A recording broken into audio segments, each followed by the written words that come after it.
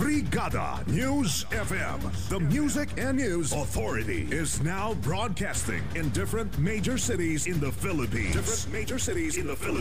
Brigada News FM National 93.1. Brigada News FM Cebu City 89.5. Brigada News FM General Santos City 93.1. Brigada News FM Zamboanga City 88.3. Brigada News FM Cotabato City 89.3. Brigada News FM Toledo City 103.1. Brigada News FM Puerto Princesa Palawan 88.5. Brigada News FM San Carlos City Negros Occidental 95.7. Brigada News FM Coronadal City 99.3. Brigada News FM Calibo Aklan 102.9. Brigada News FM Daet Camarines Norte 102.5. Brigada News FM Cagayan de Oro 97.5. Brigada News FM Kidapawan City 102.9. Brigada News FM Tacloban City. Soon to air. Brigada News FM radio stations that will embrace and hit the airwaves in other cities in the country. 93.5. Brigada News FM Olongapo City 107.3. Brigada News FM Rojas City Capiz 95.1. Brigada News FM Iligan City 92.9. Brigada News FM Kawayan City Isabela 92.5. Brigada News FM Tuguegarao City 90.9. Brigada News FM Bogo City. Brigada News FM Davao City. Brigada News FM Butuan City. Brigada News FM Surigao City. Brigada News FM Valencia City Bukidnon. Brigada News FM Dumaguete City. Brigada News FM Bacolod City. Brigada News FM Iloilo City. Brigada News FM Baguio City. Brigada News FM, the Music and News Authority. Brigada Mass Media Corporation, now invading the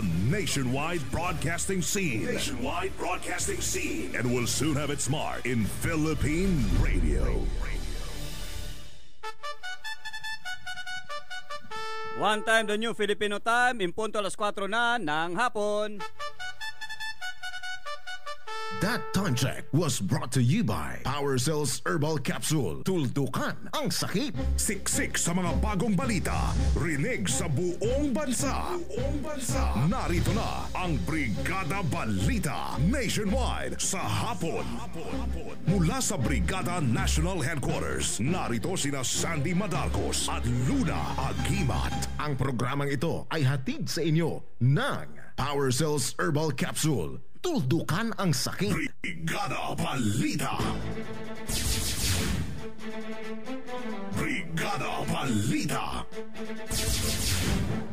Magandang hapon mga kabrigada. Araw ngayon ng Lunes, Nobyembre 3, 2014. Narito na ang Brigada Balita Nationwide, hatid sa atin ng Brigada News FM Philippines at ng Brigada at ng DriveMax Herbal Dietary Supplement Capsule at ng Power Cells Herbal Capsule. Narito ang ating mga headlines. News headlines. Armed Forces of the Philippines iginit na hindi nagkulang sa mga operasyon laban sa Abu Sayyaf sa kabila ng pagkasawi ng 6 na mga sundalo. Samantala naman ilang miyembro ng Abu Sayyaf pinaniniwala ang nasawi sa iginagawang airstrike ng Philippine Air Force sa Basilan. Vice President Jejomar Binay idinepensa ni Pinoy sa mga kritiko, pangalawang Pangulo innocent until proven guilty umano sa mga aligasyon. Pangulong Aquino kinumpirma ang ginagawang investigasyon laban kay Health Secretary Enrique Ona dahil sa kinikwestiyong immunization program. Samantala, pamilya ni dating Pangulong Gloria Arroyo humiling ng privacy sa pagluluksa sa pagpanaw ng anak ng dating presidential daughter na si Luli. Brigada Balita. Yan ang ating mga headlines. Kami ang iyong naghahatid balita. Ako si Brigada June Mendoza. Ako naman si Brigada Cheryl Ann Aldave. At ngayon sa detalye ng ating mga balita. Brigada National. Ang bahaging ito ay hatid sa inyo na Power Cells Herbal Capsule. Tuldukan ang sakit. Lagay muna ng panahon. Brigada Weather Update. Inaasahan umanong makakalabas na ng Philippine Area of Responsibility bukas ng hapon ang Super Typhoon Paeng habang patuloy ang usad nito sa ibabaw ng Philippine Sea. Sa panayam ng Brigada News FM kay Pag-asa Weather Forecaster Jory Luis, iniulat nito na huling namata ng sentro ng bagyo sa layong 1,160 kilometro sa silangan ng Apari, Cagayan habang napanatili ang lakas ng hangin na 205 km per hour malapit sa gitna at may pagbugsong umabot ng 240 km kada oras. Ito ay umuusad pa hilagang-hilagang silangan sa bilis na 15 km bawat oras. oras. Ang bagyo ay may lawak na 700 kilometro ang diametro at may estimated rainfall na 30 mm per hour o ito ay tinatawag na intense rainfall. Una nang inahayag ng Weather Bureau na hindi direktang makakaapekto sa 5 kalupaan ng bansa ang bagyo, pero paigtingin ito ang epekto ng northeasterly winds o amihan na siyang magdudulot ng maalon na karagatan. Brigada Balita. Samantala, kinumpirma ng Armed Forces of the Philippines na matagal nang ang banta ng pag-atake ng Abu Sayyaf Group sa tropa ng gobyerno sa sitio Mumpol, Barangay Libog, Basilan. Kaugnay ito muling tiniyak ni AFP spokesperson Lieutenant Colonel Harold Cabunok na walang nangyaring lapses sa operasyon ng militar kahapon sa kabila ng pagkakasawi ng junior military officer at 5 iba pa matapos tambangan ng mga bandido. Ayon pa kay Cabunok, sa kabila umano ng banta sa kanilang buhay at seguridad, hindi nagpatinag ang mga sundalo sa pagtupad ng kanilang tungkulin. Maalala na sa sabing insidente, tinatayang nasa 20 bandido na kasagupan ng 8 sundalo na pinamumunuan ni Second Lieutenant June Galima Corpuz. Ang 22 anyos na si Corpuz ay kasama sa mga nasawi sa ambush incident. Dahil ang mga sibilyan nagpaabot sa kanila ng impormasyon na anytime ay sila ay atakin at katunayan halos umabot na ng 2 linggo na sila ay talagang naka-alerto dahil dito sa banta ng pang-atake sa kanila. Ngunit hindi sila nagdadalawang isip na gawin parati ang kanilang tungkulin. Ito ang pagpapatrol araw-araw. Araw-araw po nilang ginagawa yon. Hindi naman paminsan-minsan lamang. Ang tinig ng tagapagsalita ng Sandatahang Lakas ng Bansa na si Lieutenant Colonel Harold Cabunok.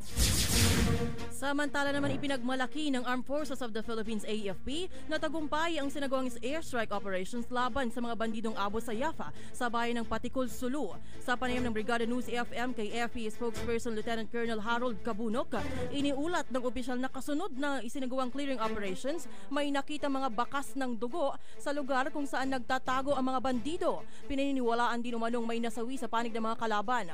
Una nang iniulat ni Joint Group Sulu Commander Colonel Alan Orojado na gumamit sila ng MG-520 attack helicopters matapos na maispatan ang may 150 armadong bandido sa lugar na pinamumunuan naman ni Hatib Adhan Sawadjaan. Si Sawadjaan ang tinuturong nasa likod ng pagdukot sa 2 German nationals. Sa isinagawang clearing operations naman, na-recover umano ng tropa ng gobyerno ang nabanggit na outpost na may mga gamit pa ng mga bandido. Pinaniwalaan na mayroong mga nasawi sa kanila base doon sa initial bomb assessment ng ating mga sundalo ay itong rocket na kanilang na-deliver doon sa mga pinagpustuhan ng mga bandido. Samantala, Issue sa pangalawang Pangulo. Issue sa pangalawang Pangulo. Update.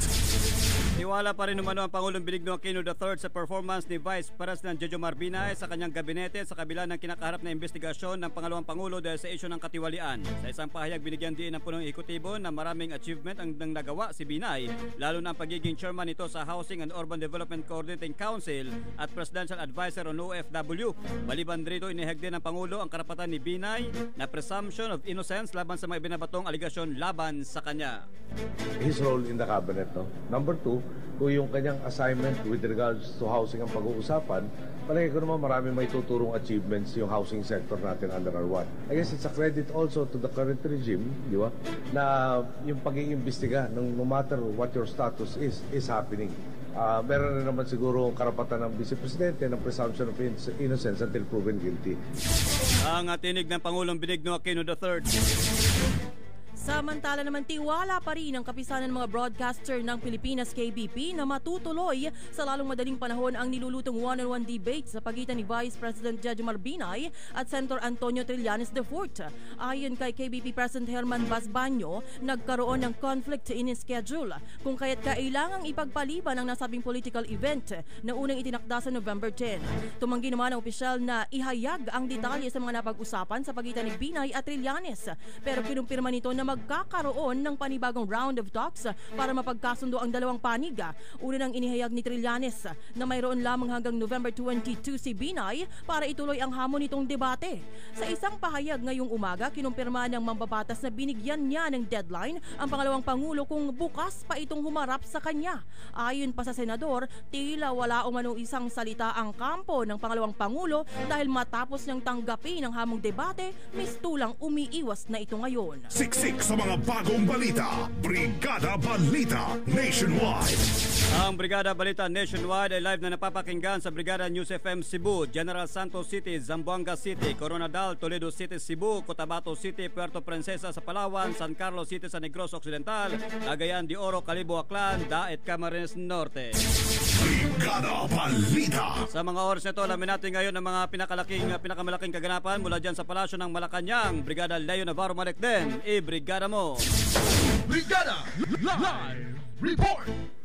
Hinamon ni Pangulong Benigno Aquino si Akbayan Representative Walden Bello na kumandidato ito sa presidential race sa 2016 kung sa tingin nito ay tama lahat ang vision nito.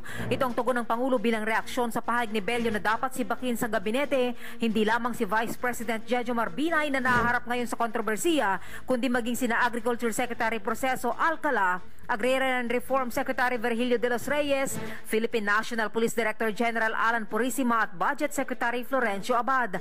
Banat pa ng Pangulo, masyadong maraming reklamo si Bello kaya kung sa tingin nito ay maganda ang kanyang mga vision ay dapat kumandidato na lamang ito sa susunod na eleksyon. Una nga dito ay bumanat si Bello sa nakilalang kaalyado ng administrasyon kung saan sinabi nitong nasisira ang moral ng administrasyon sa pagmamalaki nitong anti-corruption campaign at hindi makakausad ang pamahalaan kung kinukundi na si Binay habang maraming cabinet members ang tila kinukonsinti naman ng Pangulo.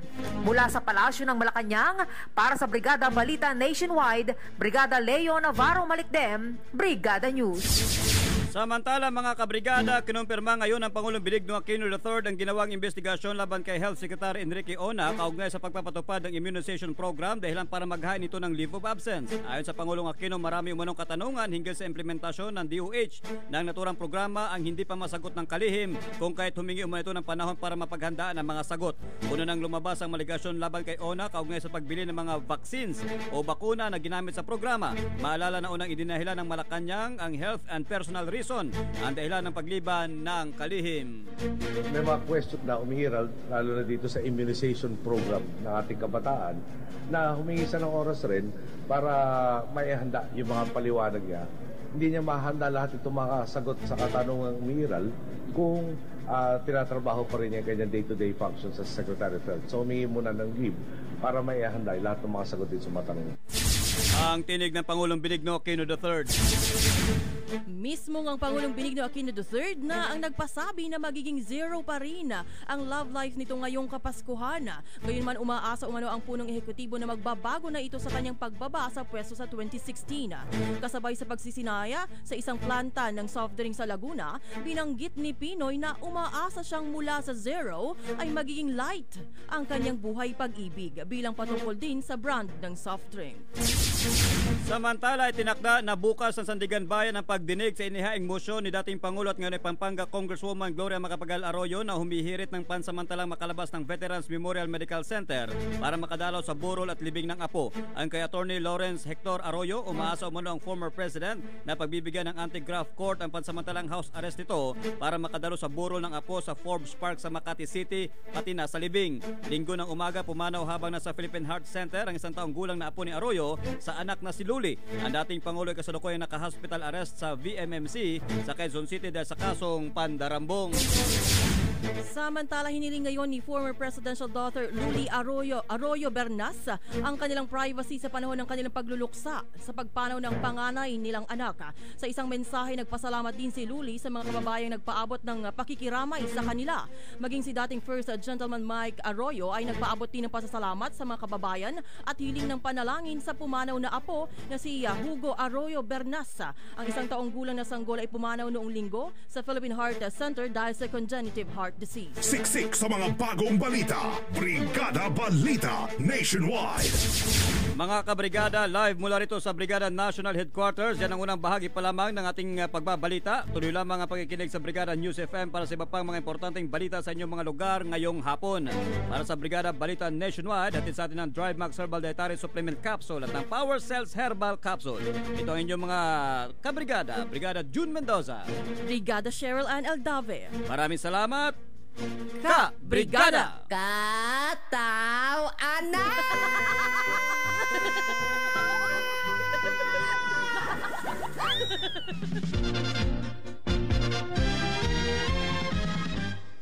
Magandang araw po sa ating tagapagsubaybay sa ating programang Kaphalan. At sa araw na ito, makakapanayan po natin live ang ating mahal na Mayor.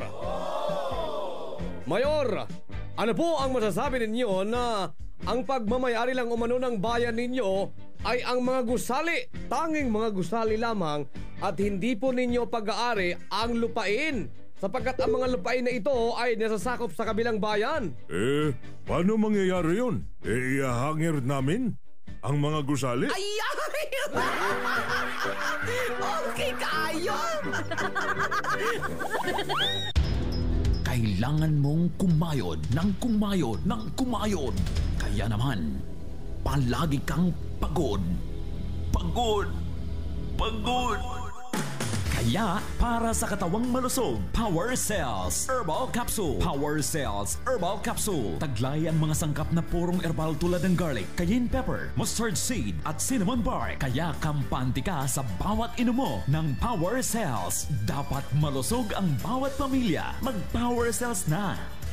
Power Cells. Mabibili sa mga butika. No approved therapeutic claims. First year anniversary. Darling, nagustuhan mo ba ang dinner natin sa labas?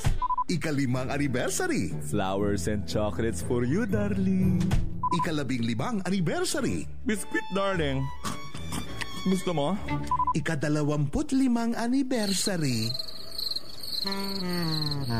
Ibalik muli ang labing-labing ninyo ni Darling sa tulong ng Tongkat Ali, Ginseng at Ginkgo biloba na nasa Drive Max Herbal Dietary Supplement Capsule. Kasabay ng tamang pagkain at ehersisyo, parang bagong kasal ulit kayo ni Darling. Drive Max Herbal Dietary Supplement Capsule. Available in all leading drugstores. No approved therapeutic claims. Mag-text o tumawag sa 0932-282-8805 para sa karagdagang impormasyon. Ang Power Cells Herbal Capsule at Drive Max Herbal Dietary Supplement Capsule ay available sa South Star Drug, Nationwide, Havilius Pharmacy, Kumintang, Ibaba, Batangas City, Early's Pharmacy, Public Market, Lipa City, Batangas, Yvette Farmacia, Old Public Market, Lemery, Batangas, City Drug, Bustillo, Sampaloc City of Manila. The time has come to crown the next environmental queen. Carousel Productions and Crimsilk proudly welcome the delegates of Miss Earth 2014. The most relevant beauty pageant in the world kicks off for another year of caring for Mother Earth. Join the crusade to save the planet. Watch out for the Grand Coronation Night on November 29, Saturday, 7 p.m. at the UP Theater in Quezon City. Telecast on Star World. Also broadcast on November 30, Sunday, 10 a.m. on ABS-CBN.